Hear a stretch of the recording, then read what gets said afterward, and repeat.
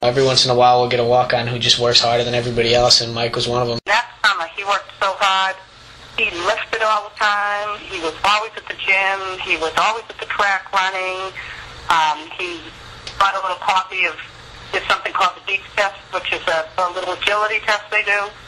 And apparently, the teams do it. And he got a copy of this CD, and he was always like setting up cars in the driveway and practicing the Deep Test. And I mean, he put everything else on hold. He trains harder than most people I know too, and that's something that a lot of kids can't do, is just like 100% devotion, and he's capable of that. He was always on the field and always running and lifting and just doing all kinds of agility things, sometimes with his brother who also plays, and sometimes with friends. I watched my diet. I watched a lot of soccer. I watched their games to see like their style of play, and I just did a lot of running. Just touched the ball as much as I could and ran once, twice a day sometimes. He literally he'd just run until he died every day.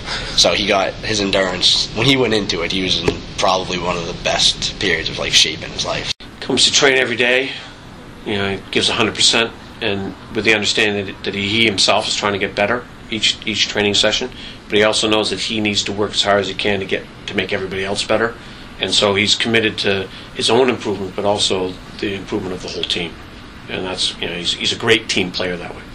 We brought a lot of that competitive nature to the game at our practices. When people start slacking, he's one of the players, along with a couple others, who pick the game back up because of their hard work. Everybody sees it, and they're like, you got to match that.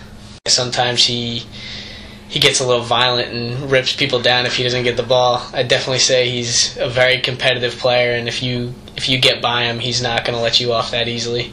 I'm a hustler, homie. I'm a hustler.